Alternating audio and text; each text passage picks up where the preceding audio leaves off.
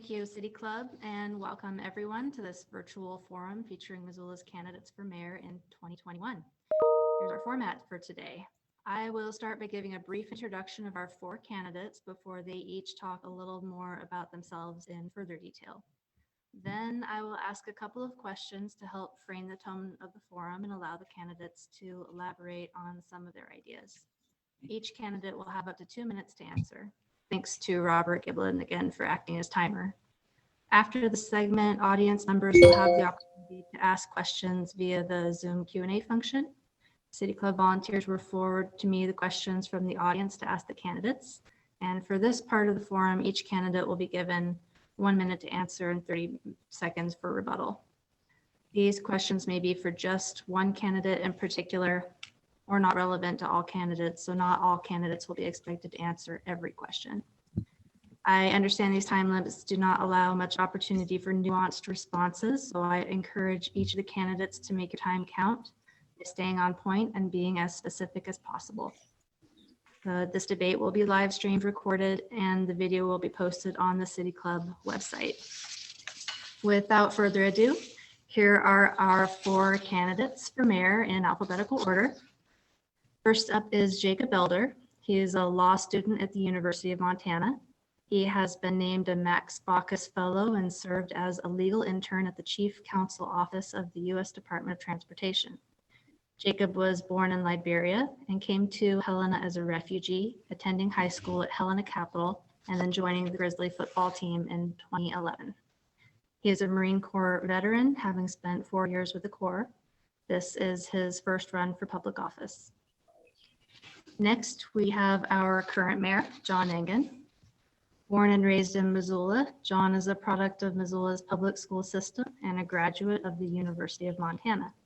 He has worked as a journalist and editor and small business owner and served one term on the Missoula City Council before being elected mayor for the first time in 2005. He's now served 4 terms as mayor and is running for a 5th. Next, we have Sean Knopp, who was born in Polson and raised in Missoula, where he graduated from Helena High School. He is a project manager at Montana Glass, where he has worked for the past 15 years handling budgeting, ordering, scheduling, and hiring. Sean has served in leadership positions on the board of directors at 2 nonprofits for a total of 20 years, and this is his first run for public office. Finally, we have Greg Strandberg, who is from Helena, where his family has been living since the 1880s. He moved to Missoula in 2001 to pursue his education. Then in 2008, he moved to China to help people in that country with theirs. He moved back to Missoula in 2013 and worked as a freelance writer of books and blogs. He now works at a downtown bar. This is the 6th time Greg has run for public office to represent the people of Missoula. Now, each of the candidates can take up to 5 minutes to talk a little bit more about yourselves and why you are running for mayor. Jacob, let's start with you.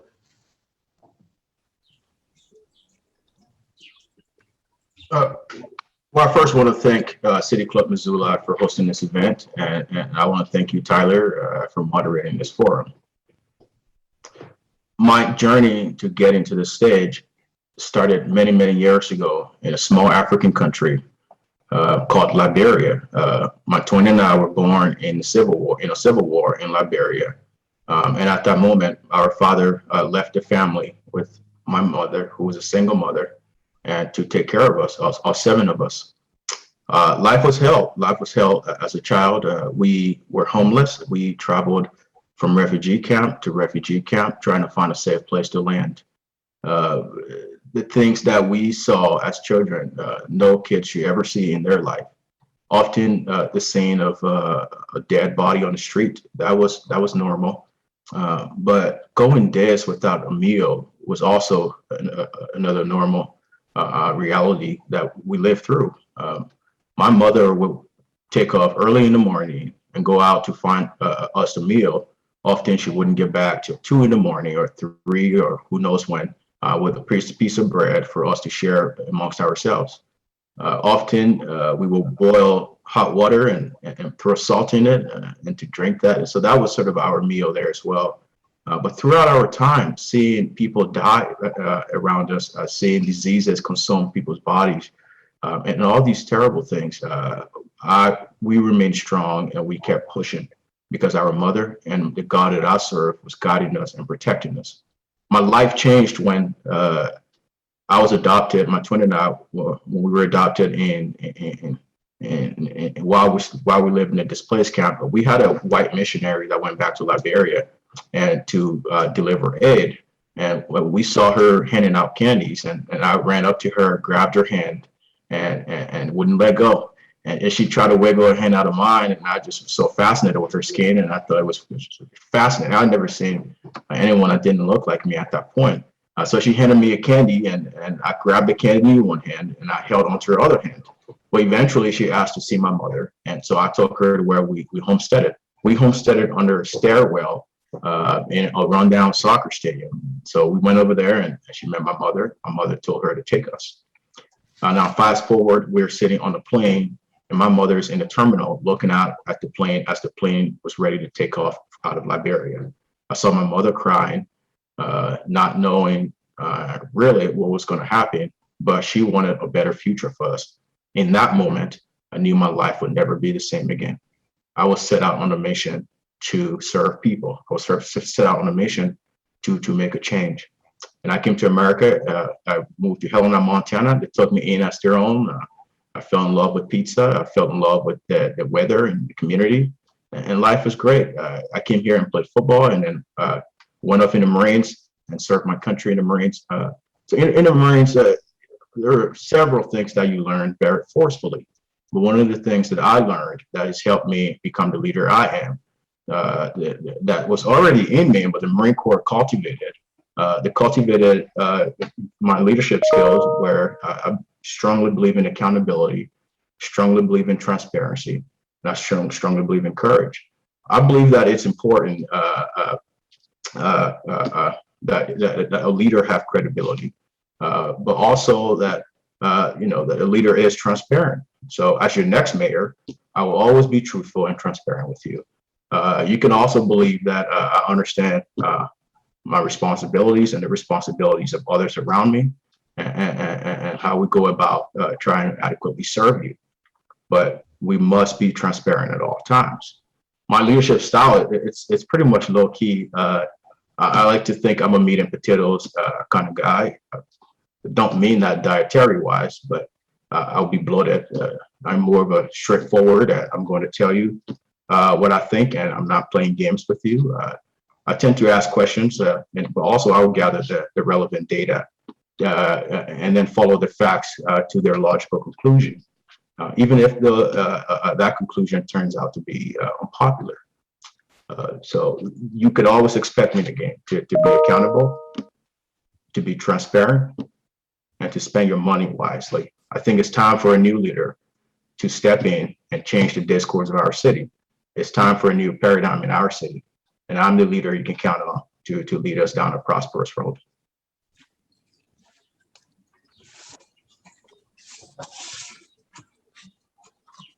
Thank you, Jacob. Let's hear from John next.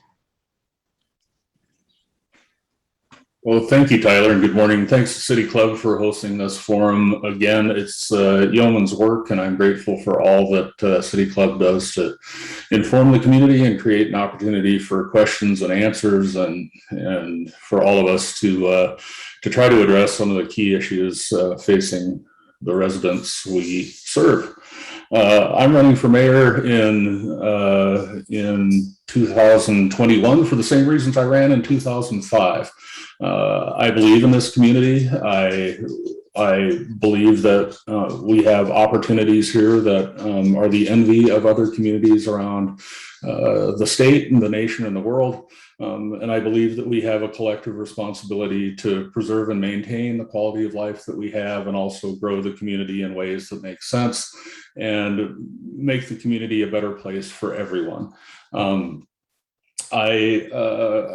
I have spent the last 16 years or so learning lots of lessons about the way this community works and the way that we work together.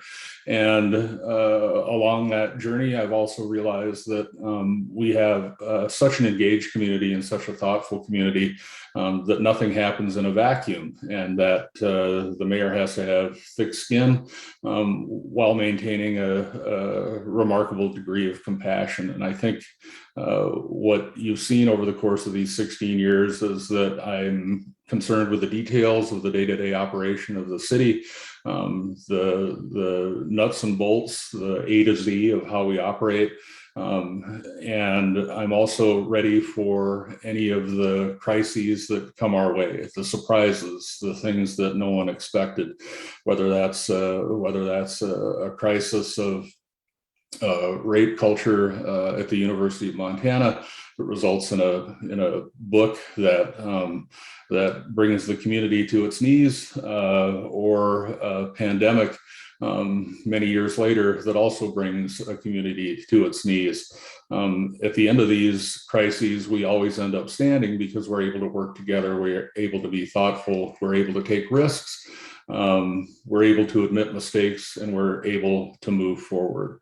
I'm proud of the work that I've been able to do with folks in our community, but that work's not over. I've been talking about housing for the last 16 years and have been making progress in the housing arena over the course of those 16 years. The housing challenges in Missoula aren't new, but they're exacerbated by a number of things. And fortunately, we're in a position because of some actions that we took years ago to set a course so that the crisis in housing wouldn't be worse for our community. And there's much potential for it to get better. We have the only housing office in the state. That housing office created a housing policy that was approved by the city of Missoula's council. We are funding support for housing through both an affordable housing trust fund and our redevelopment agency, which uses tax increment financing to serve the broader community. And I believe that we will continue to put a dent and actually solve many of the challenges around housing today, both for folks who are looking for homes that they can afford and for folks who are living on the street. Homelessness is a critical issue in this community, as it is in many others. The difference is that we're willing to take some steps and experiment and make some investment in ensuring that those most vulnerable among us have opportunities to live in safe, decent places. It's an imperfect process, but we are marching down a path that, again, I believe will make a difference. I believe in public safety and health, and I believe that we need to have a strong police department. I believe that the fire engines need to roll on time, and I believe that we need to make continued investment there. I also believe in the work around equity, and some of the noise I've been hearing suggests that if we pursue equity as a city, that there are winners and losers. And the fact of the matter is that I don't think that's the case. I think if we are engaged in equity work, it doesn't mean that someone has to be threatened or feel persecuted in any way. The opposite is true. And equity means many things to many people, but one of the things it means for me is a kid who's attending Franklin grade school today, for example, who may be couch surfing, who likely doesn't have an adult in his or her life who's had a college education, who doesn't know what the opportunities are. We can lift that kid up. We can expose that kid to greater opportunities. And with that, I will close. Thank you, John. Sean, it's your turn. Thank you, City Club, for the opportunity to speak. I was hoping this was going to be live, as everybody else was, I'm sure. I am a local Missoula resident, born and raised in Western Montana. I did spend about 17 years away, moved back here in 2000. Been working at Montana Glass for the last 15 years. As Tyler said, I've been on the board of director for 20 years, eventually being president and vice president of those boards. There's a lot of things that need to be changed, I think, in this city or improved upon. The homeless issue, I think we're being very reactive, and I'd like to see us get more proactive. The deficit, I'd like to get that under check. We need to fund the police department more so that we can fight crime. Our crime rate has gone through the roof. We're almost double the national media. We need to stop the crime rate and get that under check. I think a lot of the other problems are stemming from that. So I'd like to make Missoula a safer place for our kids. I was a single father. I raised my two kids from the time they were 10 and 11 by myself. And I don't think I could do that today the way the crime rate is with the things that I had to do to get those kids to school and stuff. So as your next mayor, I would like to improve the crime rate, work on the homeless on a proactive scale. I'd like to start a task force to work with them to get to the root of each cause so that we can actually solve the problem, because I don't think there's one blanket solution that's going to cover that.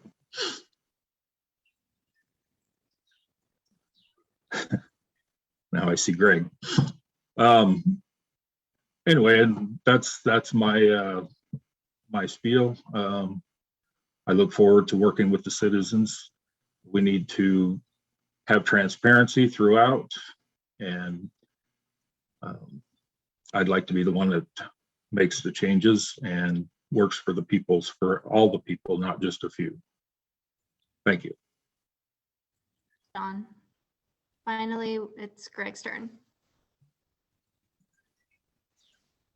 All right, my name is Greg Strandberg, and I want to thank the City Club for allowing me to be here today, and for the other candidates for being here. The main reason that I'm running for mayor is I think we face a serious existential crisis here in Missoula, and it comes down to our housing crisis. And this is a crisis that is made and designed by the city by their failed policies right now. We should be building 300 housing units a year just to keep up with our regular supply and demand. But right now we are 1,200 units behind. And these are everything from apartments to single family homes, multifamily, whatever. We're not building these. I think we're building fewer than 100 housing units a year right now. And I just don't understand why this is happening. I don't understand why the city is just dragging its feet, not allowing new constructs to happen, even though there are plenty of places in the city to do that. One of the prime spots that we have right now is the old library building downtown, which is not being utilized at all. It's just sitting there. I think we need to get that thing torn down as quickly as possible and put up another Rome-style apartment building right next to it that's maybe 5 or 6 stories high. The old Rome, we built that in a year and a half for $32 million, and it houses almost 500 people. Now, if we can build another one of those in a year and a half, 2 years from now, it would make a serious dent in our current housing crisis. So that's just one area. Another area that I'm very concerned about is the city budget. Right now, we have city revenues of $190 million a year, but we have expenses of $204 million. So that means every year we have a budget deficit of about $14 million a year. Now, is that sustainable? And what can we look at in the budget that we could cut, pare down, things that are being duplicated to kind of get this under control? Another thing that we really need to consider is our long-term debt. Right now, the city is about $200 million in debt, and each year we pay about $14 million on interest on that debt. Now, to give you an idea of how big a problem this is, our city police department has a budget of about $19 million. So in a few years, we're going to be paying more for our debt than we're paying for our police. And that's moving in exactly the wrong direction at a time right now when all over the country we see rising crime. Here in Missoula, we have a terrible problem with the homeless right now. The city's plan right now is to build 3 homeless tent camps. Last year they had 1. This year they want 3. I think next year it's going to be 6. I think we're totally moving in the wrong direction here in so many ways. We need to start having these dialogues, especially about where we want to start building housing. And that's one of the main reasons I'm running for mayor. Thanks. Thank you, Greg.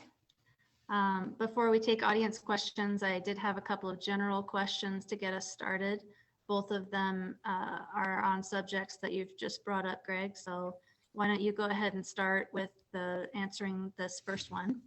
Okay. And that would be the fact that in a recent community survey, As in past community surveys, the lack of affordable housing has been identified as a top concern. What are your plans to address this concern?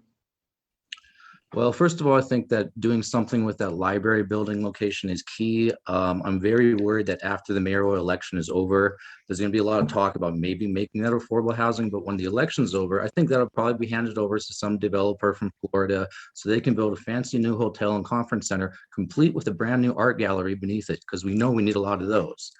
Another great option that we're not considering a lot is the old Canyon River Village housing complex way outside of town, kind of on the border there between the city and the county. Anytime you drive to the airport, you can see it. It's about 250 houses, pretty closely packed together on 35 acres. That was put in the early 2000s, and it allowed about 500 Missoulians to get part of the American dream of home ownership at a very affordable price back then.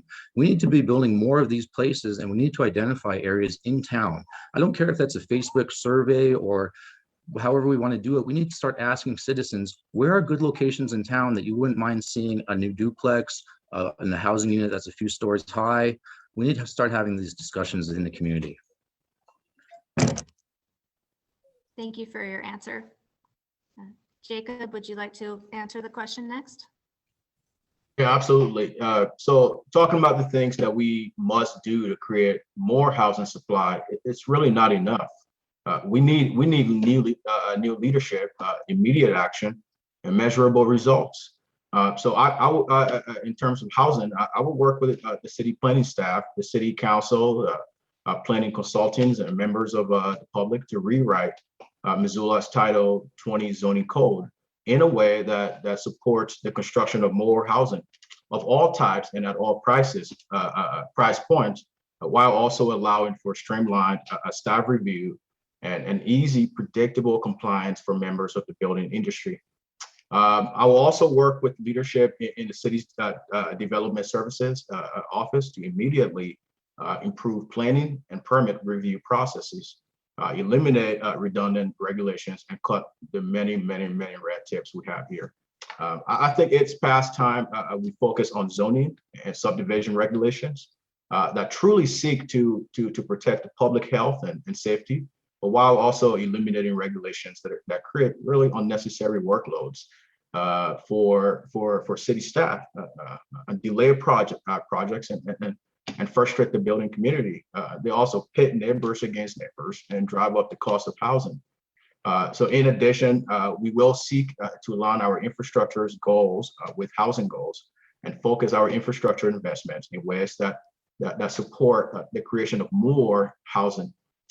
So TIF, tax increment financing, it can and should be play a bigger role in the creation of affordable housing than it historically has. It's not really working. So focusing on this tool then to the benefit of our entire community, rather than working as a corporate welfare for the wealthy few. Further, we must continue to proactively support and work with for-profits and nonprofits, affordable housing developers, invest in CDBG funds wisely, support our local low-income housing tax credit projects, applications that offer meaningful. We're out of time for that question. Thank you. Thank you. It is John Engen's turn to answer the question of affordable housing now.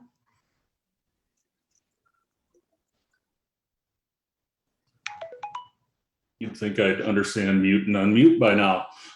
Thank you. So as I suggested before, we've been engaged in housing development for a very long time here at the City of Missoula, and under my watch, we've not only rewritten Title 20, but we're in the process now of rewriting that zoning code and moving toward a uniform zoning code that should actually streamline both our processes and our regulations. We have invested in staff to ensure that we can move that process forward and really modernize what we're doing. The City of Missoula doesn't build housing.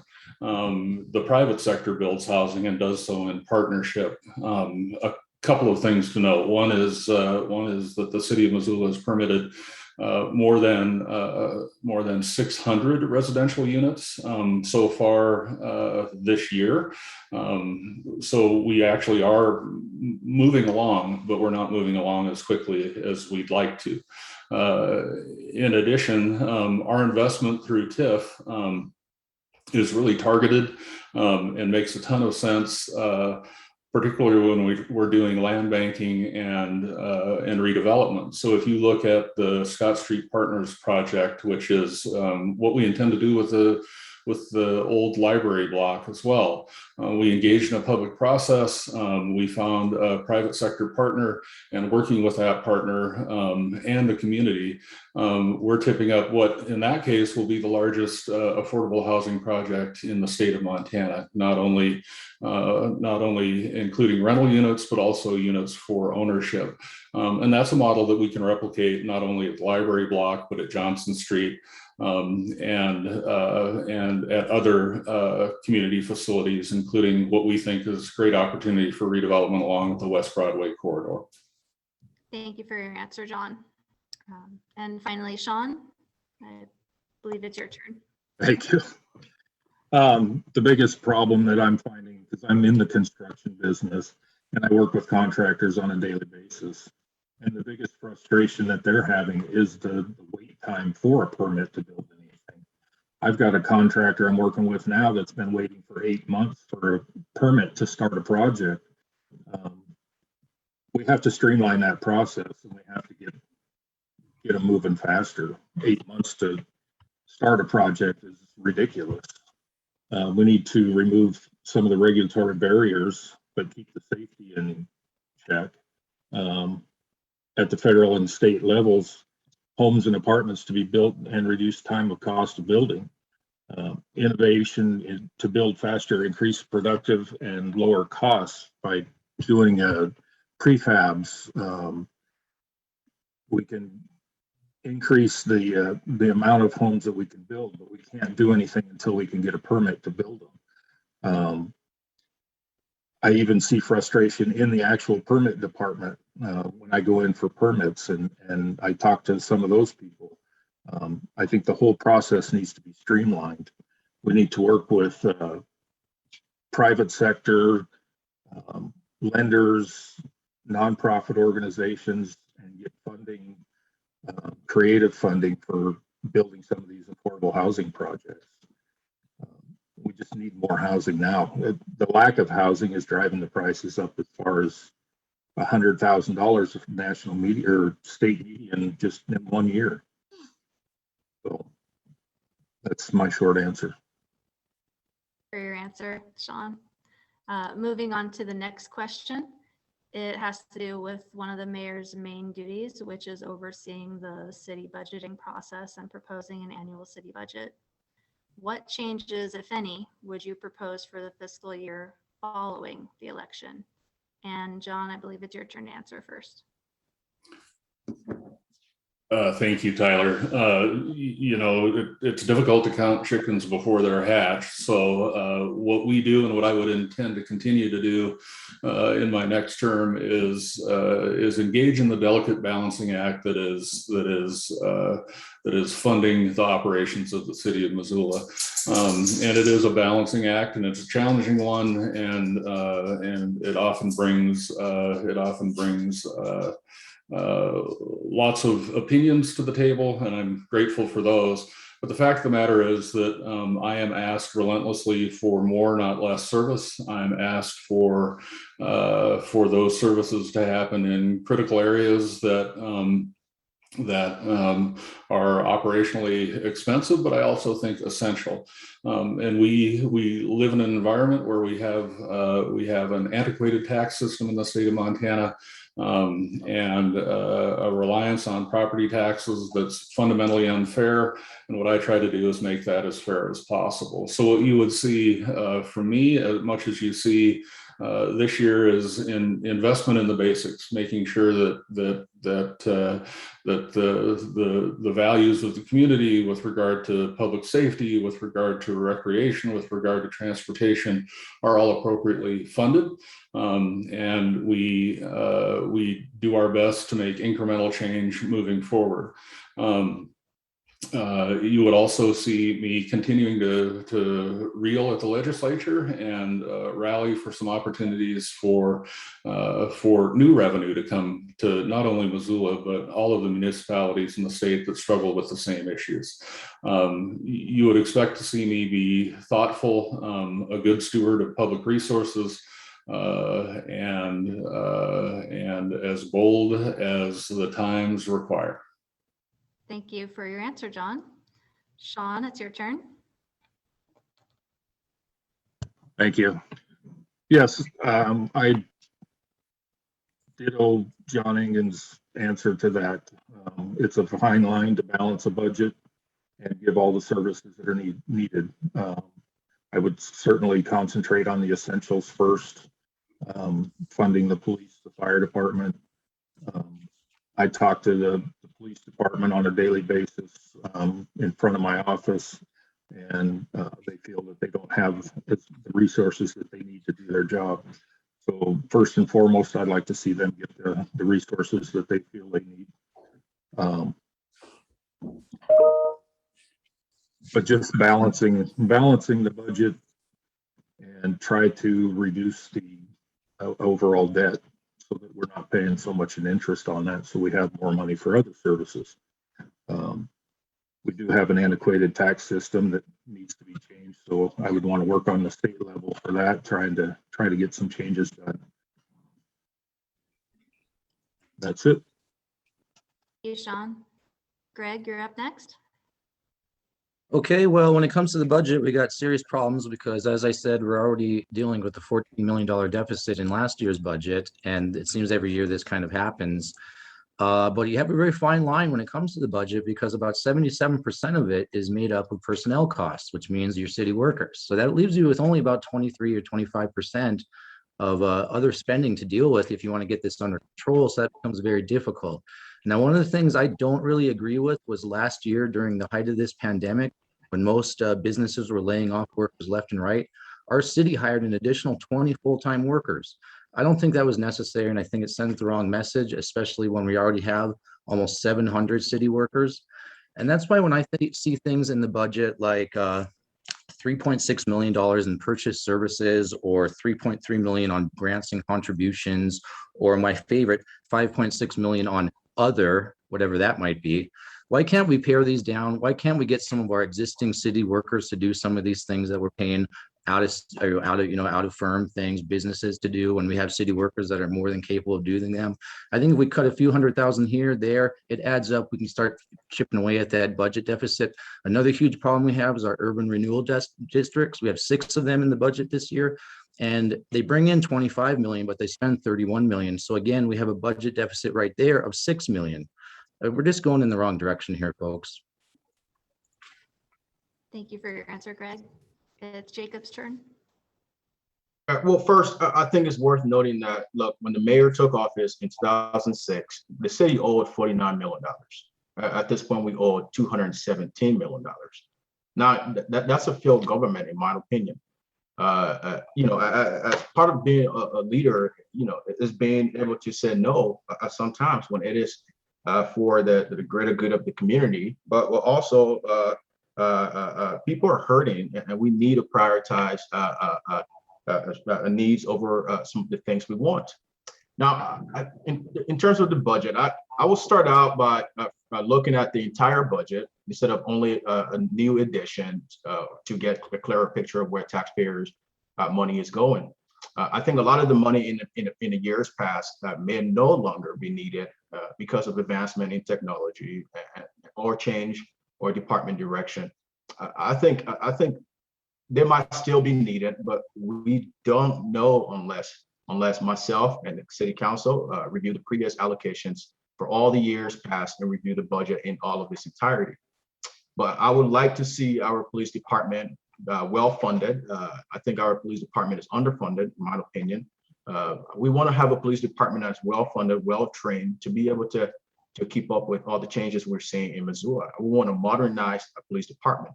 I also want our fire department to be well-funded and get the equipment that they need to carry out their duties. These folks are our first responders, and we owe it to them to keep them safe, to keep them well-trained to be able to carry out their jobs. Now, with all the pet projects the mayor is involved in, buying the sleeping in motel, now going out into the buying ski hill and all these sort of land banking and all these things. That's not what your money is supposed to be used for. When you pay your taxes as taxpayer, you're paying for a limited range of services. You're paying for infrastructures, roads, and things of that nature. So I see my time is up there. But look, we have to start thinking about what has been done for those 16 years that hasn't worked, and moving forward with something that would work. Thank you. Thank you. That wraps up the first portion of our forum today. And for the next part, we'll be taking audience questions. You'll have 1 minute to answer. And if you'd like to offer a rebuttal to anybody else's statement after you have spoken, please just signal to me and I will call on you as I'm able to get to you. The first question comes from Daniel Carlino, and this is a question for all 4 candidates. What is your approach to police and community safety? Jacob, you can get us started. Yeah, well, that's a great question, and I've made several posts about it in recent days. I think that the idea that we should abolish our police is insanity. I've never seen that work anywhere, and frankly, it would not work here in Missoula. Now, often people are saying, well, the things that are happening nationally, police brutality and all those things, yeah, we care about people's safety. We care about the things that are happening nationally. But in our community, in Missoula, those issues are not unique to our community. But often we want to react to what's happening nationally and then bring down the wraith and say, well, let's abolish our police department. I don't believe in that. And also the idea that we should defund our police, I think that's nonsensical as well. If you could come up with a research that shows that defunding the police would keep our community safer, I'll be willing to look into it. But at this point, I think our police department has done a great job, and I will continue to support them. I will have their backs, and you can always count on me to represent our police department, but ensure that they're adequately trained to carry out their duties. I realize that a minute doesn't give us a lot of time, and I'm sorry to cut anybody off. I really don't want to interrupt anybody in the middle of a sentence, so if we could try to pay close attention to that time limit card when it flashes, I'd appreciate it. John, it's your turn to talk about your approach to police and community safety. Thanks, Tyler. So over the course of the last 16 years, I've been an advocate for police funding. When I was first mayor, officers at the city of Missoula were among the lowest paid in the state compared to peer cities. And during our first set of contract negotiations, I leaned in and worked with the police chief and our collective bargaining unit to ensure that those folks were brought up to market rate as quickly as possible. We were training people and then having them walk across the street. So currently we're at or above market, and I think that's significant. What we pay people has a lot to do with whether we attract talent and whether we keep talent. Second, I think if you look at the noise last year around defunding police and what I did in response to that noise, you'll see leadership. We funded additional officers, we funded additional training, and we took the right steps to do the right thing at the right time. Thank you. Now it's time for Sean's response. Yeah, defunding the police is a ridiculous idea, and the tides are changing. If you look at the East Coast and the West Coast, they're starting to realize that that's a bad idea, and it's swaying the other way. We are Montana. We're not the Wild West still, though, so we need to increase the police force, have a zero tolerance for crime. Is the only way that we're going to move forward with a safe city here. Thank you. And Greg? Well, in 2020, we gave the police about $18 million in the budget. Last year, we gave them an extra $1 million. And this year, they're asking for about $2 million more I hope the city council gives them all they want. They want things like some equipment to help protect them against fentanyl. They want some new vests. They have a few other things. I think most of these costs are completely justified. And I just hope that the city council and the mayor don't kind of undercut some of this funding like I think they did last year when they wanted a few more officers than they finally got, because we are expanding the boundaries of the city, getting out to the airport. We need to fund these people. They got a hard, tough job. Homeless problems only increasing. And these people are frontline folks that are dealing with this every day. Thank you. I don't see any hands raised for rebuttal, so we'll move on to the next question from the audience. And this comes from Pete Talbot for Greg Strandberg. It says, you are an anti-vaxxer. How would you deal with the current surge of COVID-19 in Missoula? Well, I'm not sure there isn't a surge of COVID-19 in Missoula, really. We haven't had a death from COVID in Montana since the end of June.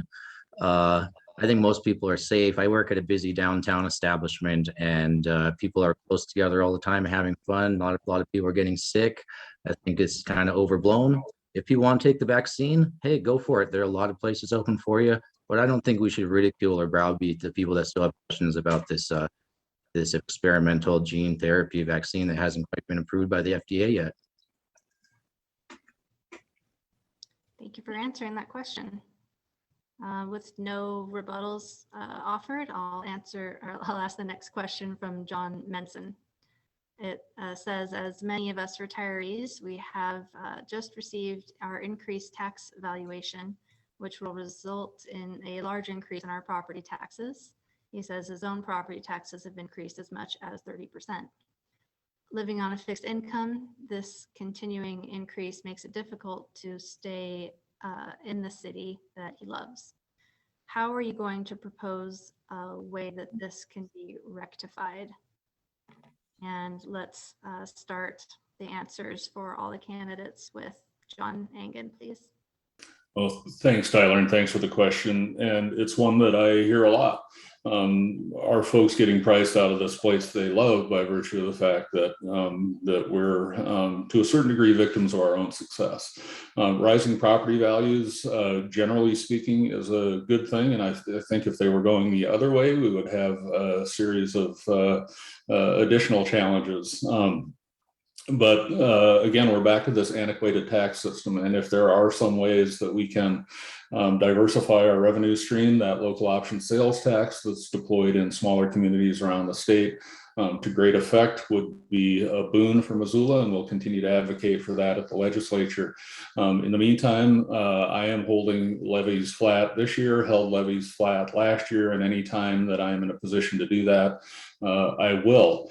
In addition, low-income property owners do have access to some abatement programs, and contacting Marty Rabine at the city clerk's office can get you on that path to get some help. In a number of cases, we've been able to give folks some relief who are retired, again, on a fixed income and struggling to pay that tax bill. Thank you. Sean, could you please take a turn next?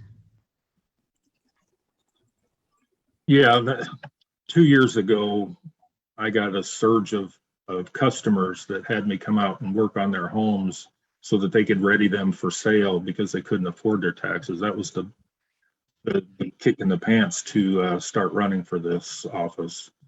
I think the program that John was talking about, I believe it only helps on homes up to about $220,000, which is very few houses in this town.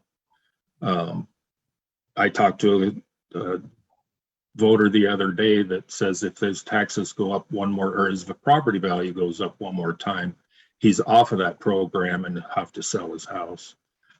So I think we need to figure out a way to cap somebody's taxes, which is probably going to take going to the state and figuring out a way to change these antiquated tax laws. But I just don't feel that Missoulians need to be able to stay Missoulians, and we're being priced right out of the town. So there has to be a way to fix that. Greg, could you talk next about how you would help the tax situation for those on a fixed income? Okay, thanks. I don't think that you're going to be able to count on the legislature for anything anytime soon, especially when it comes to Missoula. And I don't agree that having another local option sales tax is the right answer for Missoula. Nor do I think even this county idea of having a marijuana tax is a good idea. 3%, the county splits the 300,000 they bring in. They're going to try to reduce property taxes with 150,000. Give me a break. It's a joke. The only thing you can do is you got to reduce spending and you got to get this under control. They're going to keep raising taxes every year because they know they can. They know they can get away with it. There's always going to be some little thing they're trying to sneak on the ballot to increase their money. The city's desperate for money because they got a $14 million budget deficit every year, and that's their own fault. They're bringing in $190 million in revenue every year. So there's no reason to keep raising these taxes. We need to lower them. Thank you, Greg. Jacob? Yeah. First, again, the mayors have 16 years to get these things done, and we're in the position we're in. So we need strong leadership, and we're asking the private sector to cut housing costs, but a large portion of people's mortgages are property taxes. And we need somebody that can prioritize the needs and make our money be spent in the most efficient way. So Missoula's high burden of taxation is a direct result of its rapid government growth. So now, as a rule, a fiscally responsible budget means spending grows at most the rate of economic growth. Missoula has far outpaced this measure over the last decade, necessitating the imposition of higher taxes, special assessment, and many fees. So again, when we pay our taxes, we're paying for a limited range of services, but our tax dollars have been just abused a year in, a year out. And the mayor has increased taxes each year. He said he would, and he's done just that. Enough is enough.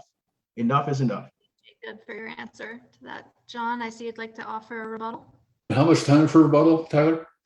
30 seconds. 30 seconds. All right, I'll be quick. So a couple of things. It's really easy to say that we're wasting money, but you have to be specific about what money is being wasted, and you can't have it both ways. You can't cut taxes and fund police. It's just not the way the world works. We do not have a deficit. We do have a structural imbalance moving forward, but that's something that we're addressing every year through investment in our fund balance. And I'm out of time. Thank you. You might have the opportunity to expand on those ideas later on with further questions. I see they're stacking up in their Q&A, and we have another 50 in the pile. So without further delay, the next question comes from Dwight Easton, and it is for Mayor Engen. He asks, could you expand on the actions that you have taken during previous years which have mitigated today's housing situation? Absolutely. So one of the first steps was years ago, and that was revising Title 19, our, again, antiquated zoning code, and getting Title 20 on the books, which helped. It didn't help enough. So as we move forward, we're doing a couple of things. One is we've completely reorganized the planning office. That comes on the heels of a reorganization where we split the city and county's planning office. That was an organization that wasn't working particularly well. We have leadership in place. We're working directly with the development community, people who build houses, to talk about barriers and obstacles and how we can address those barriers and obstacles. And through unified code, we should be able to take a lot of the extra steps and time out of the process. Our next question is from Jerome Dernberger for all the candidates. A subset of the homeless community is the transient one. This group are very visible throughout the downtown area and have gotten worse over the years. What will you do to solve this problem? We'll start with Jacob. Well, thank you. Again, our homeless issue, it's really a human issue, and it's multifaceted, and it takes a lot of looking at all the moving parts to put a dent in this issue. Now the mayor has this 10-year plan, again, that he came out and introduced. He said at any time you have this percentage of people come out of homelessness, but the same percentage are going back into homelessness. Now, when you think about that, that's sort of just maintaining this thing, right? And then we want to throw people in tents. I believe those folks have more dignity to be just lower to tents. I want to put people in permanent housing. I don't want them to be around the streets. I don't want them to just be roaming around. So what we're going to do is look, if you're homeless, if you're from our community, we're going to say, look, if you have mental health problems, we'll send you to treatment. If you have substance abuse problem, we'll send you to rehab. And when you come back, we'll work with businesses and give them a tax credit to hire you. And if they have issues with you, they just call up your probation officer. But you need housing. We need affordable housing. We need to understand the root cause of the problem. And it's John's turn to answer the question next. So these issues are incredibly complex and the solutions are not simple. And Jerry's question was about transients, and we've been working on transient issues, which I think are a little bit different from homeless issues, for many years, and there are some distinctions. Jacob's right. We need housing, we need treatment, and we need opportunities for these folks to get off the street. So what have we done? We created a 10-year plan to end homelessness. We created a coordinated entry system that helps homeless folks get into the system with as little hassle as possible. We created the Trinity Project, which will have a navigation center and provide low-income housing, and in some cases, permanent supportive housing for folks who would never have an opportunity to be housed safely in our community. And we're investing while the never. Thanks. Thank you. Nuance, right? Sean, the question has to deal with visible downtown transient community. Well, the transients is one issue. That there's several fingers of this problem we have. I would like to start a task force of volunteers in the mental field, the alcohol abuse field, and put a task force together to identify the root problem of each individual. Again, a blanket approach is not going to help, so we need to get to the root cause of each one. The transients, complete different. I think on the transient level, we need to have a zero tolerance for crime. If they're committing a crime, they need to go into that system as well. But until we get to the root cause of each individual's problem, we're never going to solve this issue. Thank you. Greg? Yeah, I would just say that I think we got a huge problem with transients. Transients are often able-bodied young men and women that just want to sit around and get high and drunk all day. And we coddle and we enable that. We should be giving them tough love. I think we need to start thinking about getting our churches more involved. These people are never going to change until they decide change is coming. Maybe they need to get God in their lives. I don't know. But in the meantime, if they're going to be sitting there poking them needles in their arms, getting high out on the public streets, we need to arrest these people and we need to put them in jail. And I'm getting tired of hearing them getting out of jail within a day or so and then getting arrested at the paw for holding knives to people's throats. We got a serious problem here. We are coddling and enabling the wrong people. Thank you, Greg. Jacob, I see you'd like to review that. Yeah, so again, speaking on this issue, I was homeless for 10 years in Africa. I understand the intricacies of homelessness. Now there are a subcategory of homeless folks, and we call it transients. Now, we don't have ample resources in Missoula to keep encouraging transients to come over. We're using up taxpayers' dollars. So look, if you're from our community and you need a hand up, we'll give you a hand up. If you're not from our community, we'll put you to work. We just don't have the resources to keep doing that. If you create all these incentives for transients to come to your community, they will show up to your doorway. So we want to ban public camping, ban public drug consumption, and get these folks the help they need. I believe that if you try to shield people from adversity, you're really shielding them from the things that give them strength. So we're not here to grab people's hand and walk them through life. We're here to get you off your feet, create opportunities for you to do for yourself. Thank you. Our next question, I believe, is for all the candidates again. It comes from Joseph Sukenik. What is your policy stance on access to mental and addiction services, particularly with the homeless community? And John, it is your turn to answer the question first. Yes, so I sit on a group of community leaders called the Strategic Alliance for Behavioral Health. And that organization working with the local hospitals, mental health providers, has been identifying gaps in the system and working to close those gaps. One of the most significant gaps is crisis stabilization and treatment. Missoula does not have treatment facilities commensurate with our population or the need.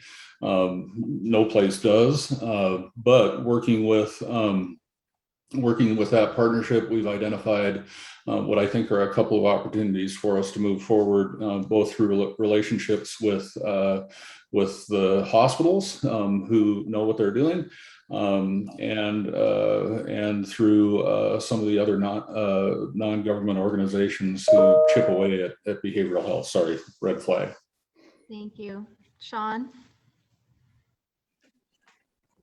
Yeah, I just wanted to add that I started a volunteer task force last week looking into what we're spending for security and other aspects of the homeless population to see if we can redirect that money into starting a larger or a new mental health facility and drug rehab program.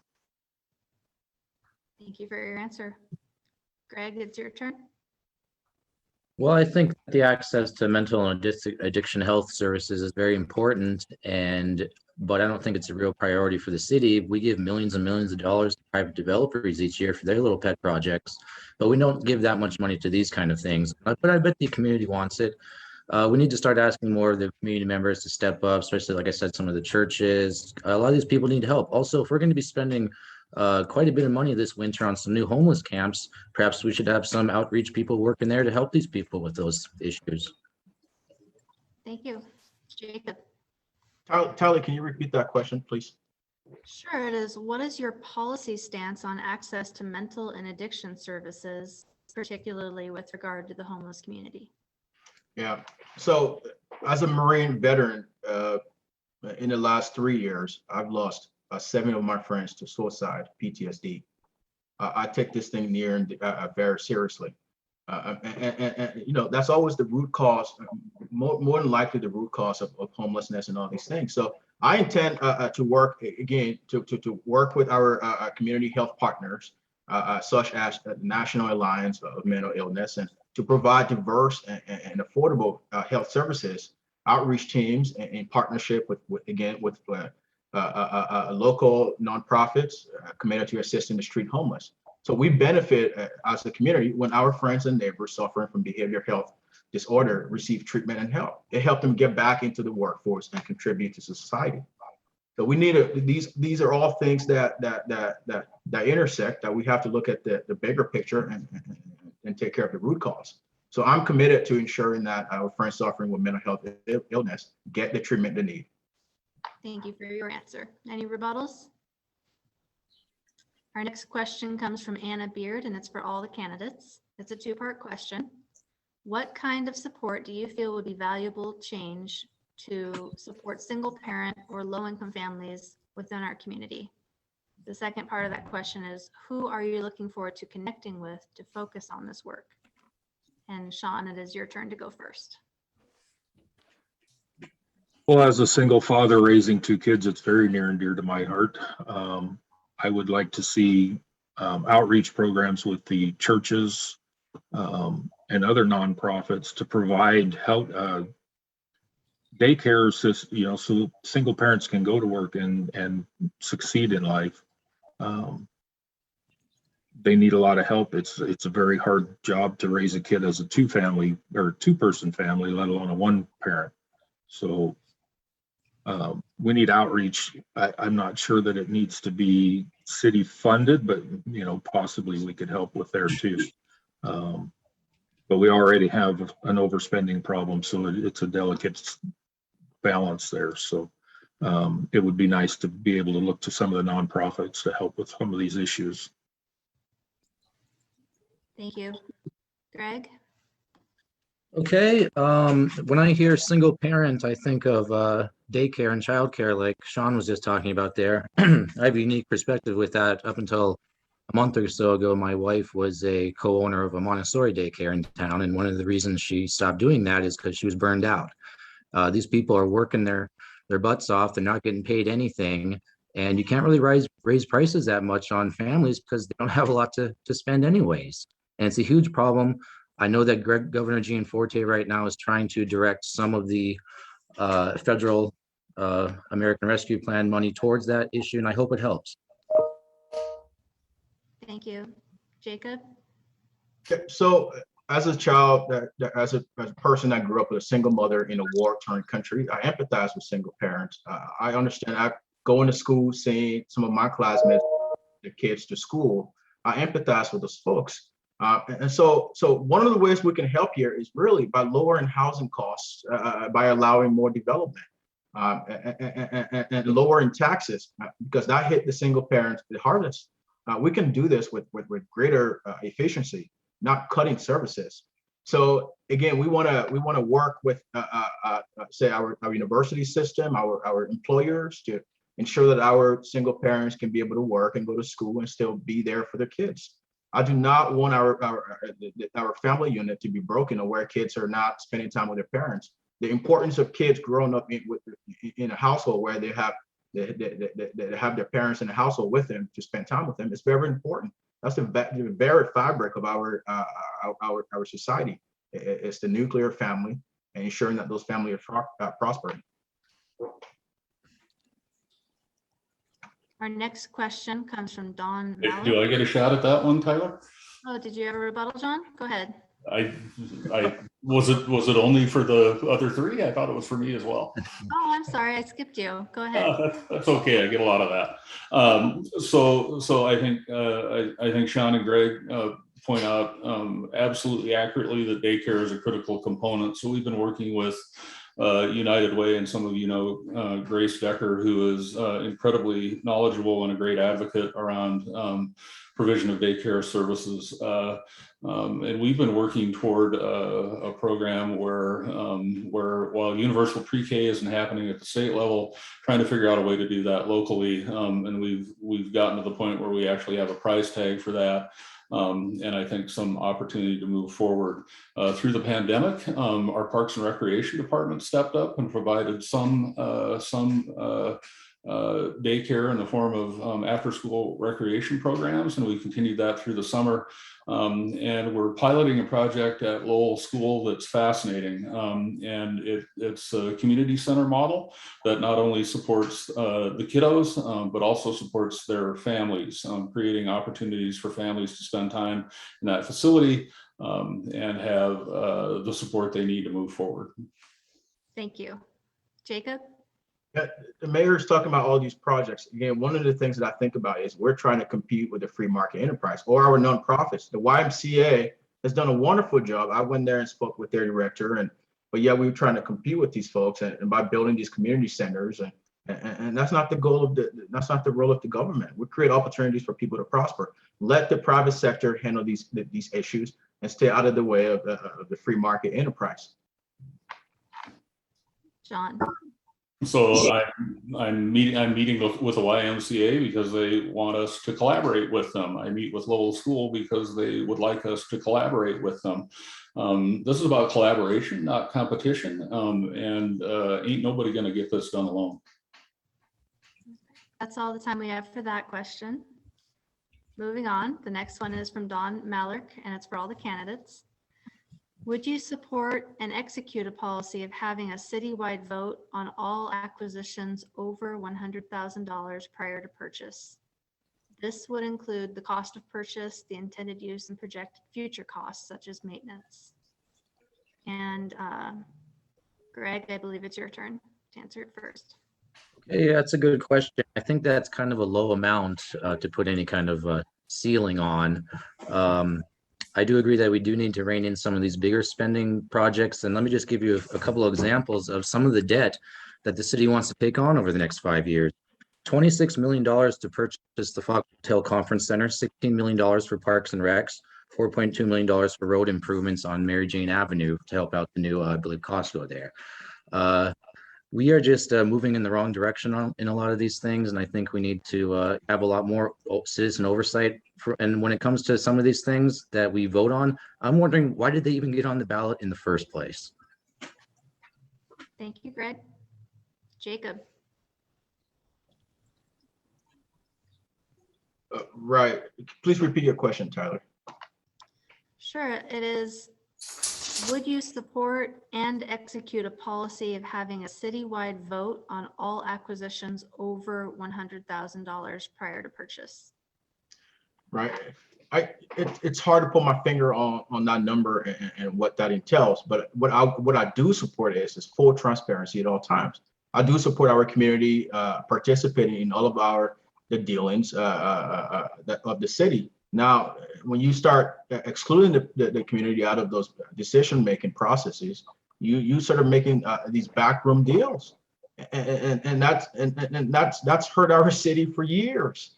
So we need to get the city involved and get them to vote on issues that are going to be impacting their life. So I'll look at the metrics, whatever the numbers are, and obviously with the city council consent and with advisors, and I will work with that. But I want to include our community to be a part of all of our decision-making process. John, how would you answer that question? I would say that $100,000 is probably a low amount for that, but I would support some issue like that.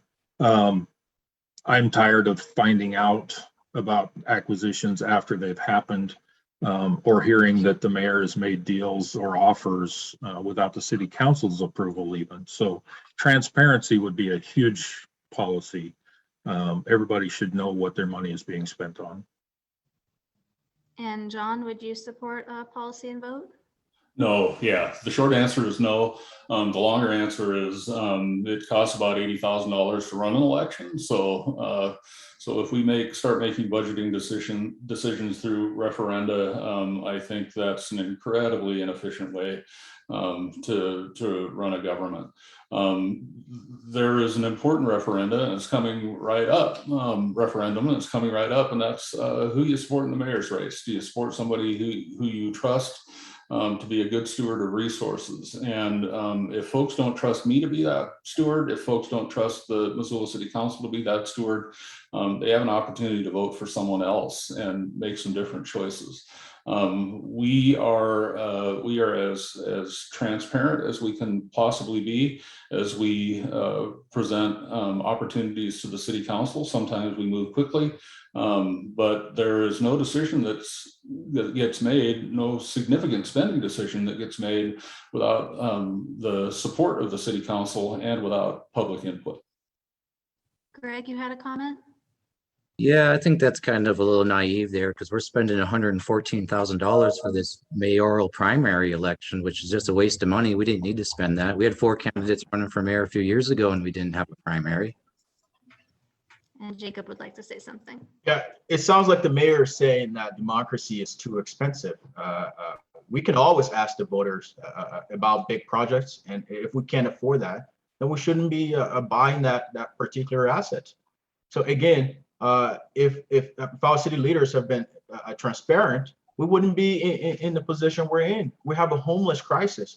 We have a housing crisis. We have failing infrastructures. These are all things that are happening in our community. I've talked to the people. I've talked to hundreds of people, and these are their concerns. Thank you. The next question is for you, Jacob. It comes from Nick Davis. As one of the many dozens of Missoulians who have been blocked by you on social media, I question your commitment to transparency and accountability. How will you deal with legitimate critical input from coworkers and the public? Right. So I'm going to quote the mayor here. In the past, the mayor has stated that, look, we're not going to allow people to campaign for other candidates on his platform. I'm not in the business of allowing people to campaign for the mayor on my platform. And that's just been the case. But often some of these commenters are commenting divisive and misleading narrative and borderline bullying other people on our supporters on our social media. What do we teach the younger generation if we allow others to bully other people on social media? I don't tolerate that. I would never tolerate that. As mayor of the city, we would not tolerate such behavior. So it starts with my campaign. In the past, you may have been able to go on other candidates' platform and bully other people, but that stops with my campaign. Now I'm open to open dialogue where if you have questions, people ask me questions all the time. I actually reach out to some of these people to set up a meeting, and they don't want to. some of them are saying, well, no, answer our question online. It's like, if you really want your questions answered, I'm all yours. Now, I've spent hours on the phone with people in the past. But again, I'm not going to tolerate bullying. I'm not going to tolerate divisive and misleading narrative. Do any of the other candidates have a comment? Yes, John? I'm sorry, I just thought I heard Mr. Elder suggest that I had bullied someone online, and I don't spend any time online, so I don't. No. Sorry, Mayor Engen. I'm talking about the folks that are coming on there commenting and bullying other people. Those are the folks that we delete off our platform because we don't tolerate those behaviors. But I think what I was saying is this: in the past, you've mentioned that you're not going to allow other people to campaign for other candidates on your platform. And so I'm just living up to the standard you've set, Mayor. I'm not in the business of allowing these folks to come there and campaign for you.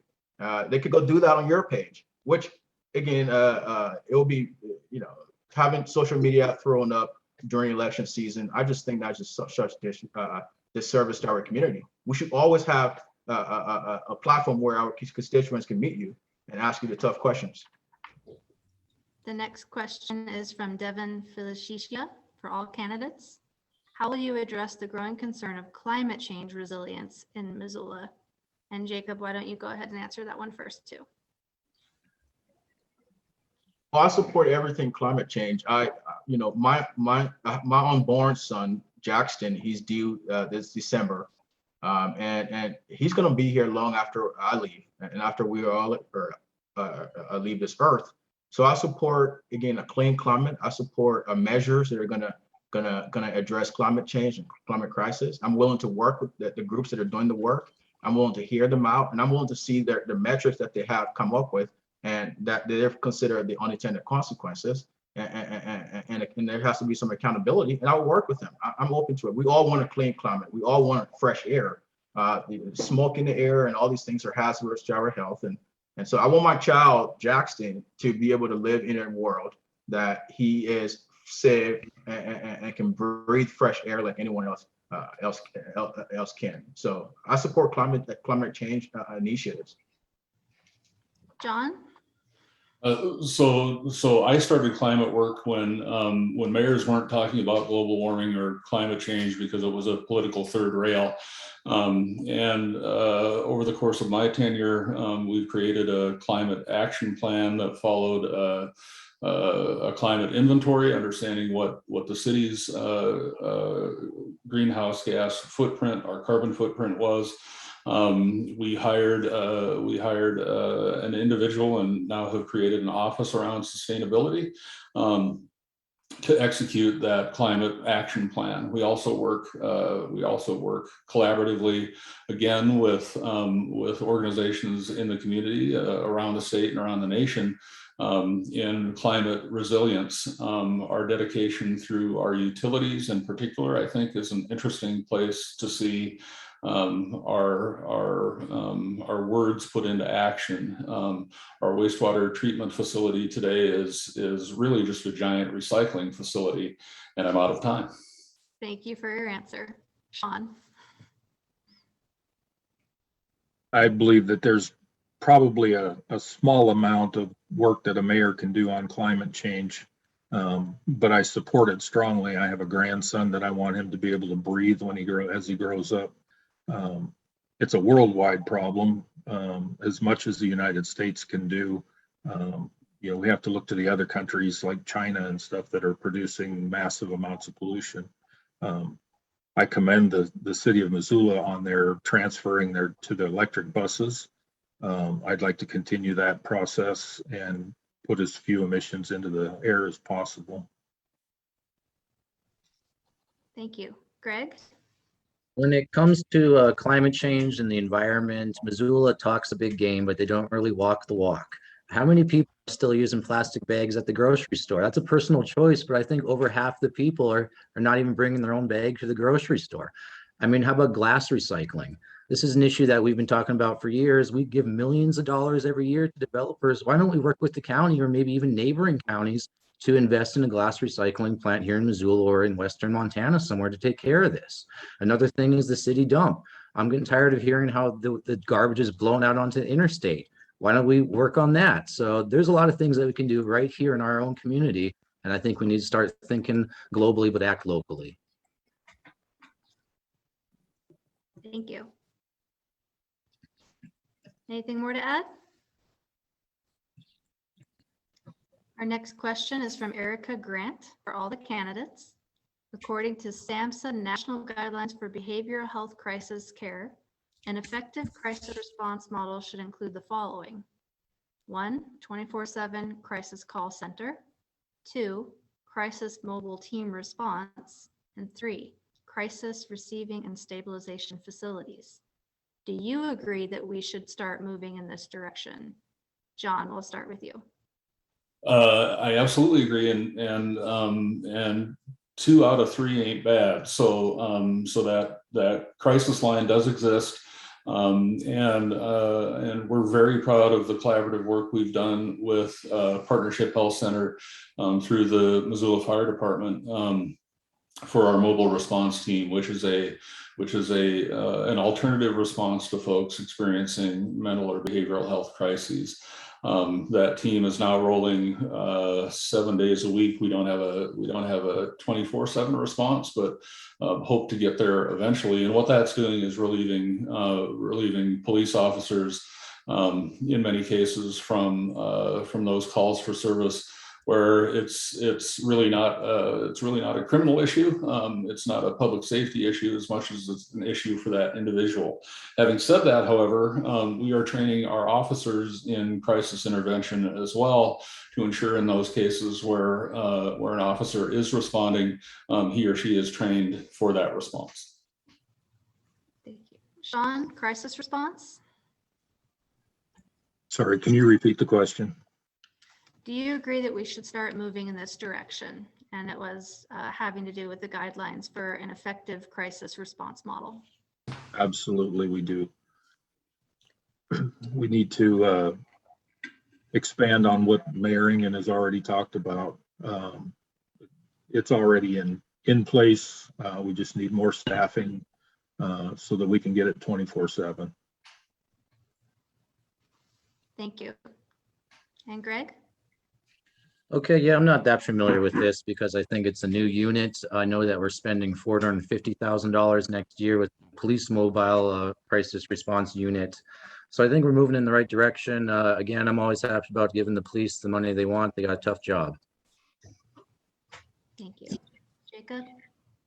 Yeah, I support the hybrid system where we have health professionals riding along with our police officers, because not all of those calls are are criminal in nature. Some of those calls are just people having mental breakdown. But one of the things that I see in Missoula is that multiple organizations are not communicating uniformly, and so you have a breakdown in communication in these areas. So we want to get, I want to implement sort of a database that allows people from several organizations to comprehend each case, but also working closely with our police department and those mental health professionals to carry out their duties. So I support the hybrid system, and I think we should do more with that. But we also have to, again, spend wisely, because currently, talking to people, we're spending some of the funds that we're spending on that initiative. It's really nonsensical. Thank you. Any further comment? Okay, the next question from Sarah Johnson is for all candidates. Specifically, how do you propose to balance a budget when you want to reduce revenues such as taxes and increase the budget for police? What programs would you cut? And Sean, it's your turn to start. Fun question. Very important question. We need to stop the frivolous spending and buying up properties that we don't need at this moment, and transfer that money to the police department and other projects that are more frontline.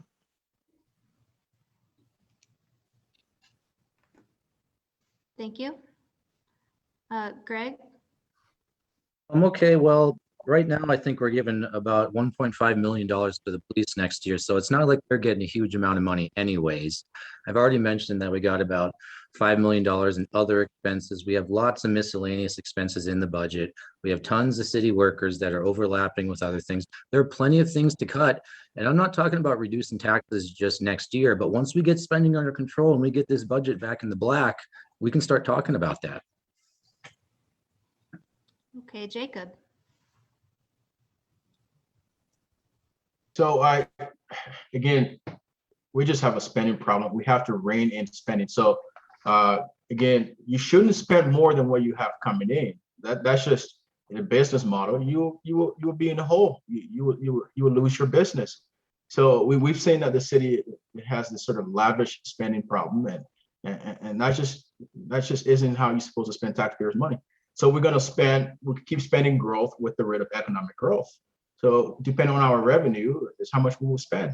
But currently we have a large city government where you have 686 plus people, and we're allocating about $77 million a year to pay our employees and their benefits. That's a lot of money. Why do we have such large government? So we have to, again, look at those different areas, look at the different pet projects the mayor have been involved in. Now we're gonna acquire a federal building that has been built since 1930 with all sorts of problems, and so we're gonna fix it up and try to move in there. We got to stop these sort of nonsensical spending. John, what programs would you look at cutting?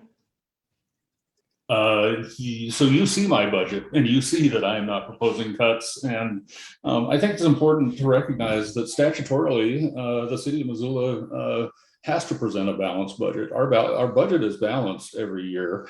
That doesn't mean that we don't have debt. We are also statutorily allowed to have debt. But what the city council has in front of it is a balanced budget where revenues and expenditures meet. Over time, some of those ongoing expenses, however, will not be covered by existing revenue, and we're going to have to deal with that. And we can deal with that a number of ways. I believe that as we grow our tax base, we have remarkable growth in tax base this year, both inside and outside of our TIF districts. And I believe that growth will assist.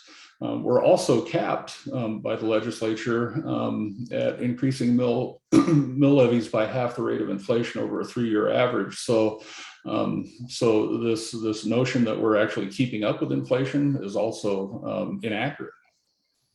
Thank you. Sean, did I see you had further comment? Yeah, I just wanted to add that, it's taken us a decade to get in this hole, so it's not going to be an overnight solution. It's going to take time to dig us back out of this hole. And Jacob? The mayor says, well, we have a balanced budget. Now, having audited financials doesn't say you are, in fact, operating the entity efficiently. It just states that you are properly reporting the accounting results. And those results clearly show that we are losing money each year and not spending the amount of money on capital improvements and in other areas that we need to spend. So again, efficiency and leadership is something that I learned very much in the Marine Corps. So there are things that I think people want, but there are everyone wants to have a safe community, affordable community. And so let's talk about those things and be transparent with people. Jacob, the next question is for you. It's from Ben McKee. Last year, you were vocally supportive of the Black Lives Matter movement, attending a Black Lives Matter rally in Missoula, using slogans associated with the movement and expressing your intention to bring those values to the office of mayor. Recently, you have reversed your position and stated that you stand against Black Lives Matter. How would you respond to the perception that you are changing your positions on important issues mid-campaign for political expediency? Yeah, short answer, that assertion is false. I've never, ever pledged allegiance to Black Lives Matter. Now, the killing of George Floyd, when I saw that, I was taken aback, and I wrote an op-ed talking about community togetherness. But I also went out there to protest, peaceful protest. It wasn't in the name of Black Lives Matter. It was just saying, look, we need to share light on some of these things happening. But with more research into Black Lives Matter, you will find out that the group does not have America's best interest at heart. They don't have the Black people best interest at heart. They're burning down their communities. They're killing people in the name of Black Lives Matter. It's such a divisive group that takes us 50 years back in time. So again, being Black doesn't mean by default that I should support all these Black movements. I think that's just a unrealistic expectation to have of me. I'm my own person, and I'm going to tell you, as I told you on Facebook, I'm going to share what I believe to give you an opportunity to make an informed decision when you're voting. So I don't support Black Lives Matter. The next question comes from Aaron Curtis for all the candidates. How do you retain the character and soul of Missoula while also accepting the reality that so many out-of-state folks are moving here? And Greg, you can start our answers with that. Okay, I think what we need to do is we need to start building more houses so that our longtime residents aren't kicked out of here. Because right now I'm talking to a lot of people at a lot of different businesses. A lot of businesses are losing quality long-term employees because they have rental insecurity, where maybe their landlord sells the place out from under them. They can't find another place to live because we got less than 1%, 0.5% vacancy rate. And our bedroom communities of Florence, Alberton, Clinton, Lowell, these are all filled up too. Unless we start building our way out of this, we're going to have the soul of Missoula move out to other places because they just can't live here anymore. And it comes down to identifying places we can build affordable housing, or any housing. We just need to start building more and more housing for all types, because you got all income levels moving in here, buying up everything there is, forcing out longtime residents. And it's sad. Thank you. Jacob?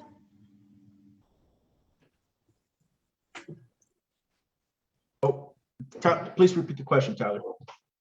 How do you retain the character and soul of Missoula while also accepting the reality that so many out-of-state folks are moving here? Right. So Missoula wouldn't be Missoula if we allowed all people to move to Missoula.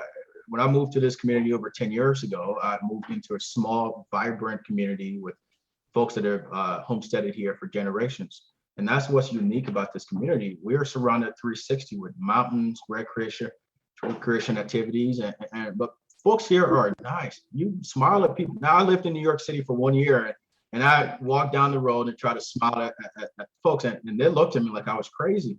But in Missoula, you see people, you acknowledge them and smile. So we want to keep the integrity of our community. And again, we have to be proactive about these things. If we don't take immediate action and demand measurable results, we risk losing the very fabric of our community. And Missoulians who essentially will have to seek refuge in more affordable communities. So we want to keep our community members in our communities. They come first over outsiders coming to our community. John? It's an interesting question, one I get fairly regularly, and having lived here all my life, what I've recognized is that the city of Missoula, by virtue of its residents, both those who have lived here for a long time and those who are new, value the place, they value the people, and they value the funkiness of the culture.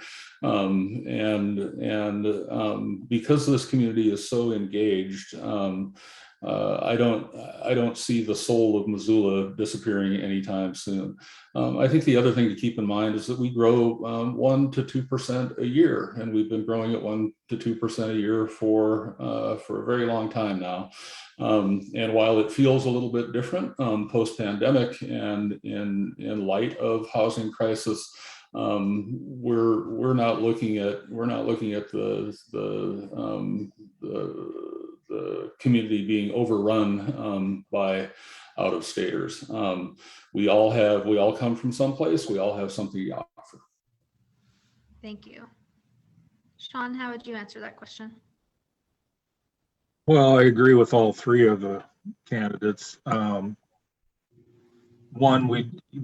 if we run them out of housing, they're going to move out of here. So, the people that can't afford to live here, that part of Missoula will leave. So, as Greg said, we need to build more houses, make it affordable so that our Missoulians can stay Missoulians, to keep the fabric of our society here. Our next question is from Joseph Suchnik, and it's for all the candidates. He says, I am a business owner in town and own an addictions clinic. Since I moved here, I can't seem to get into those closed door meetings, and every RFP either doesn't seem to be posted, or if awarded, the scoring isn't made public. How will you help me and other small businesses be more competitive in our market? John, could you answer that? Yeah, and I'm sorry, I didn't hear what the business was, Tyler? An addictions clinic? An addiction clinic? Okay. Yeah, so I think we are pretty remarkably transparent about our requests for proposals. They're posted on website. We have legal advertisements, but if the person has some specifics, I'd be more than happy to have a conversation about those. But we try to keep the door open to lots of folks who want to vend with the city, and we're always looking for the best value we can find for that taxpayer dollar. John? Yeah, I agree with John. We need to work with all of the citizens in Missoula so that we can get equitable help. My door would always be open and very transparent. Thank you. Greg? Yeah, I don't know a whole lot about this issue, but I know that addiction services are one of the main things we need right now when it comes to the homeless crisis. So I find it surprising that you're getting stonewalled here and it's hard for you to get going. It should be easy. They should be knocking down your door trying to get you to help. Thank you for your answer. Jacob? Yeah, Joe, thanks for that question. And I've spoken with Joe on several occasions, and I hear your demands, Joe. We owe you more as a city. Now, from my research and talking to people, the mayor stopped working with our Chamber of Commerce a long time ago. Now, so I will come in here and work with our Chambers of Commerce to ensure that our local businesses are prospering. And so I strongly believe that our local businesses are the backbone of our economy. So, and they're desperately trying to hire people currently. And while the business property taxes are likely to skyrocket when they receive their tax bill the last week in October. So that's just before the general election. So as Missoula's next mayor, I will encourage our businesses to stay in town. I will implement incentives such as tax credits and exemptions to ensure that they prosper, which then would likely keep our local businesses booming. So I support you, have your back, and I will work with our Chamber of Commerce to ensure that you are prospering. Thank you. I just want to make a note at this time that we have about 10 minutes left in our forum today and only time for a handful more questions. So please try to stay as on topic as possible and be as specific as possible. Our next question is for Jacob. It's from Jennifer Ewan. You state you are allowing for an open door regarding communication, yet you are known for systematically blocking and removing people from your social media platforms who simply ask questions.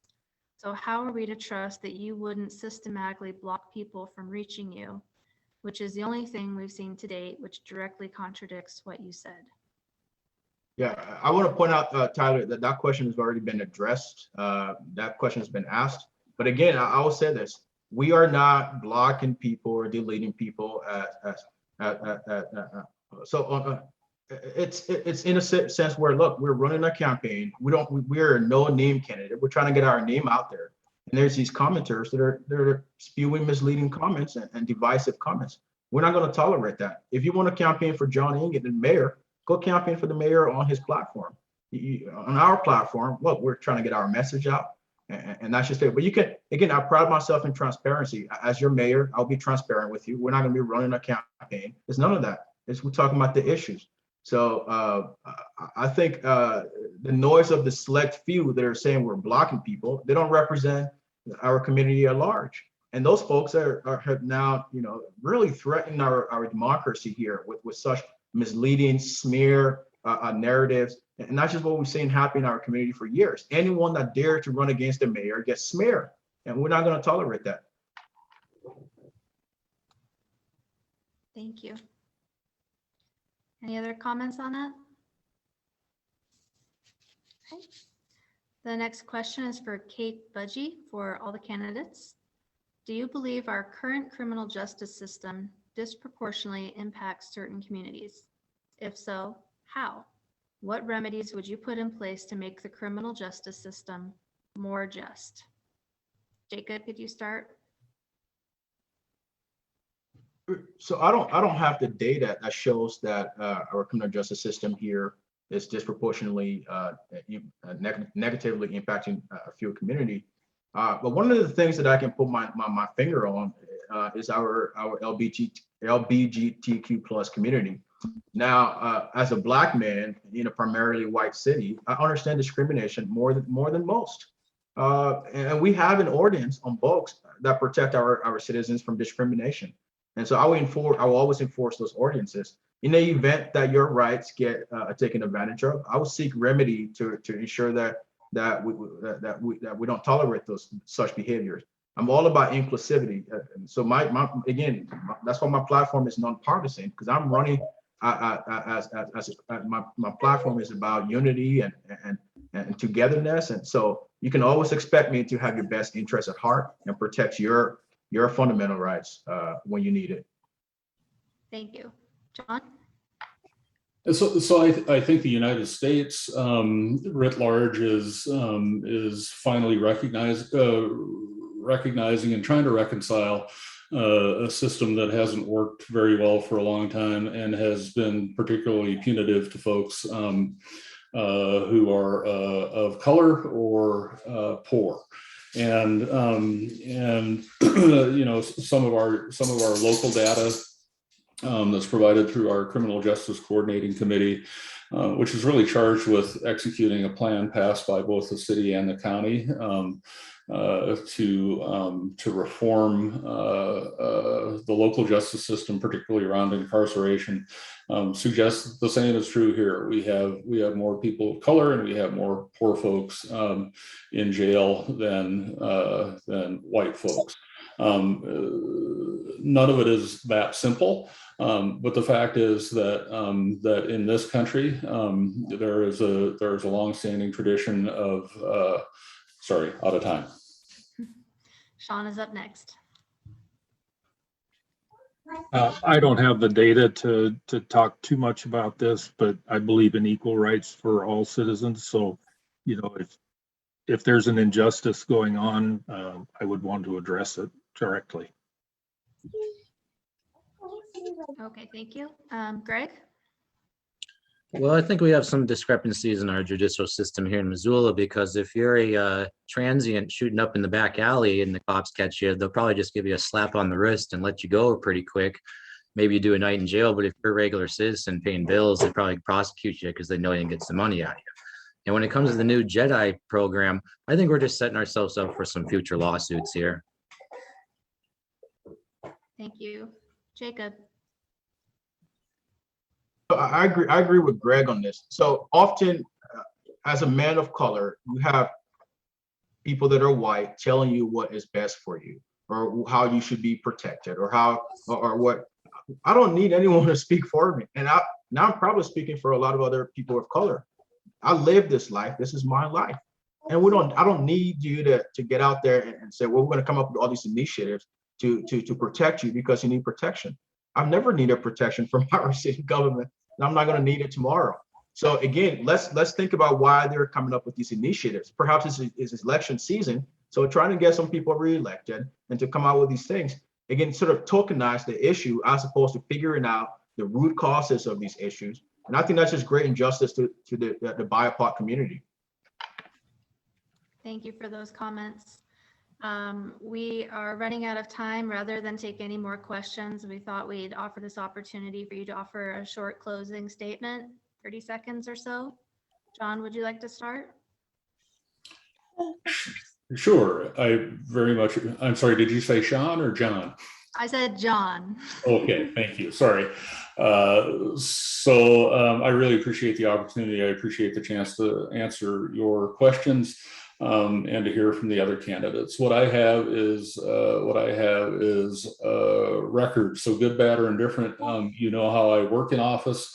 You know what I've accomplished, and you know that I work hard toward solving problems for the community in a collaborative and cooperative way.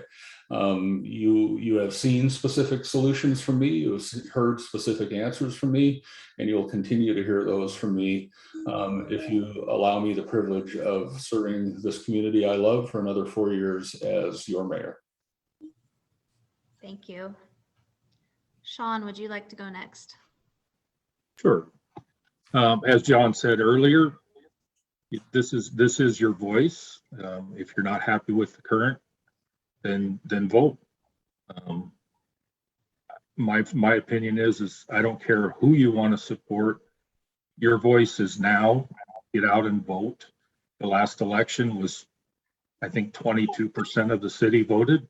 I don't think that if you have a majority of 22%, you have 11.5% of the people in the city of Missoula who are making all the decisions. So get out, get your vote heard, and make your choices. Thank you, Sean. Greg, would you like to offer a closing statement? Okay, yeah, thanks. I just want to repeat that again. I think we're facing a real existential crisis here in Missoula when it comes to our lack of housing and how this is causing longtime residents to be forced from their apartments, forced from their homes. We're not building enough places for them. I talk to people making less than $20,000 a year. I talk to people making over $50,000 a year. I talk to nurses, plumbers. They can't find places to live right now. They can't afford a house, and the situation is only going to get worse. And for those folks that own a home right now, well, your taxes are going to go up. Wait until the new valuation comes out in January. It's going to give you a real headache. It's going to be a shocker. And my thing to you guys is, if you don't want us building in your backyard, we need to say, where can we build new housing units? Because if we keep pricing these people out of the market, who's going to serve your coffee? Who's going to wash your car? Who's going to do your laundry in your hotel room? Who's going to take care of you when you're old? This is a real crisis we have here, and we have a real great opportunity now to solve it. Thanks. Thank you. And Jacob, would you like to close for us? Yes. So often there's a saying in the Marine Corps, it's called the fog of war. So after you've been in combat for X amount of hours or days, you retreat and you allow the other troops to take over and move and advance the mission. I think the mayor being here, by the way, I want to thank the mayor for his service to our community. I thank you truly.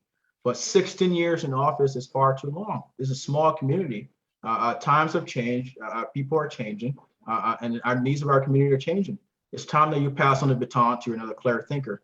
And so the mayor often says, well, I get a lot of credit than I deserve, and that he has a great staff and advisors. Well, as your next mayor, I will have the same opportunities to work with the amazing city staff as mayor. I've learned from my years that leadership of the Marine Corps, that it's not about me. It's about having a high performance team to complete the mission. So again, Missoula, please refrain from voting on the basis of rhetoric and symbolism. It doesn't matter how smart you are, unless you stop and think, you're likely to make the wrong decision. So I urge you to stop and to think. So it's time for a new leadership. I think I'm an agent of change. My mission here is to demolish the established walls of partisan interests and machine politics. As the current administration, the mayor's administration, has lost sight of the best interests of our community. We've left behind our working class Missoulians. We've left behind our retirees. We've left behind our young professionals, single families. It's time that we cater to their needs. So what you see in the mayor's administration is what has been done, and we're here. So my leadership is something that hasn't been done, and is a fresh start for us to move our city into a new direction. So I urge you to get out to vote. The mayor won in 2017 by 12,700 votes. Now we can beat that. Register and vote. Register and vote. Let your voices be heard. Thank you. I appreciate your participation and the participation of every candidate and everyone else who came to this forum today. Thank you very much for your time. All right, one more thing. Thank you, Tyler, for your work today. You had a tough job. On your last comment, primary ballots will be mailed out to registered Missoula voters on August 25th, I believe. To our candidates, thank you so much. And Greg, say what you will about Zoom, but without it, we wouldn't have met your little campaign manager there. Thank you to Blackfoot Communication, the University of Montana, and First Security Bank for your executive sponsorship. And most importantly, thank you to our audience for spending this beautiful, sunny, cool summer day with us. And please join us on Tuesday, September 7th, I believe, for our next forum, which may or may not be in person, for a panel of local educators who will discuss the evolving impacts of COVID on K through 12 classes as we begin the new school year. Our website and Facebook will have more information about it later this week. Thanks to all, and goodbye. Thanks. Thank